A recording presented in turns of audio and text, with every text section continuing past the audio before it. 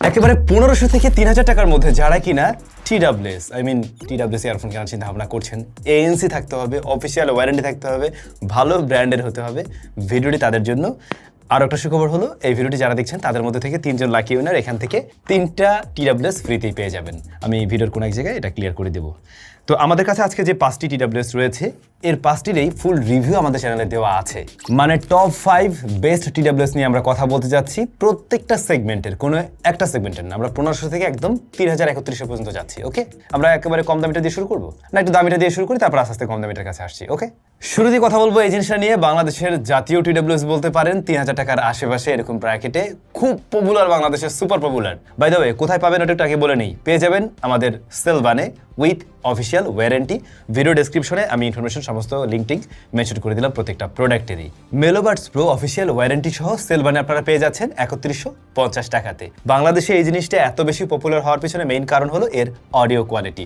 Audio quality একদিক থেকে খুবই দুর্দান্ত, দ্বিতীয় নম্বরে রয়েছে এর এএনসি কোয়ালিটি। এটার এএনসি যে লেভেলের এবং যে দাম বললাম 3150 টাকা, এই প্রাইস ব্র্যাকেটে অফিসিয়াল বা ভালো ব্র্যান্ডের কোনো টিডাব্লিউএস আপনারা পাবেন না যে এটার সাথে মানে বিট করে উঠতে পারবে।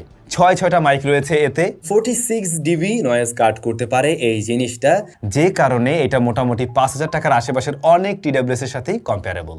আমরা কয়েকটা বিষয় স্টেপ বাই স্টেপ দেখবো। ফার্স্ট অফ অল, এটাতে IPX5 এর রেটিং রয়েছে, সোয়েট প্রুফ বলতে পারেন, টুকটাক পানি লাগলে সমস্যা হবে না। দ্বিতীয়ত কানেক্টিভিটির জন্য ব্লুটুথ 5.3 রয়েছে।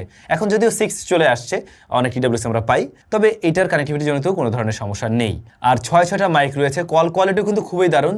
6 মাইক ইএনসি হওয়ার ফলে আপনারা যারা কিনা ইয়ারফোনে কথা বলেন বা টিডাব্লিউএস এ কথা বলেন, তাদের জন্য কিন্তু এটা খুবই একটা দারুণ অপশন। অন্যদিকে এটার এএনসি কোয়ালিটিও খুবই ভালো, 46 ডিবি পর্যন্ত আসলে নয়েজ কাট করতে পারে, কানে দেওয়া মাত্র মোটামুটি লক। তবে এমনভাবে লকটা না যে কারণে আপনার মানে খুব অ্যাবনর্মাল ফিল হবে, ব্যাপারটা সেরকম নয়। ফিলটা আপনার ন্যাচারালি থাকবে, তবে বাইরের নয়েজটা টোটালি কাট করে দিচ্ছে। তো এই জায়গায় আপনি মানে সন্তুষ্ট থাকবেন ফর শিওর। সাউন্ড কোয়ালিটি নিয়ে বলতে গেলে বেস লাভারদেরকে টার্গেট করেছে। বেসটা খুবই ক্লিন, তবে একেবারে কানে গিয়ে হিট করছে ওই ধরনের কোনো ফিল পাবেন না। তাছাড়া লোয়ার ফ্রিকোয়েন্সির সাউন্ডগুলো ঠিকঠাক পাওয়া যাচ্ছে, সাউন্ড স্টেজ যথেষ্ট ওয়াইডার, সেই সাথে আপনি ট্রাভেল সেকশনটাও বেশ ভালো পাবেন।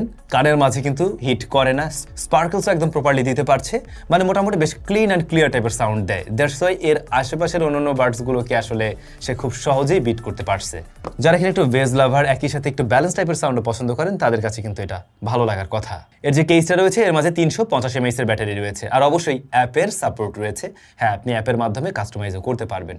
এবং এনসি অন রেখে ব্যাটারি ব্যাকআপ 5.5 ঘন্টা 6 ঘন্টার কাছাকাছি পাওয়া যায়। এটা ভলিউম লেভেলের উপরে নির্ভর করে। তো সব মিলে কিন্তু বেশ দারুণ একটা জিনিস। এবং এই প্রাইস পয়েন্টে আপনি যদি আসলে ভালো এএনসি, ভালো সাউন্ড কোয়ালিটি এবং ওয়ারেন্টি সহ একটা প্রোডাক্ট কিনতে চান, মানে টিডাব্লিউএস, তাহলে আমার মনে হয় এটা অবশ্যই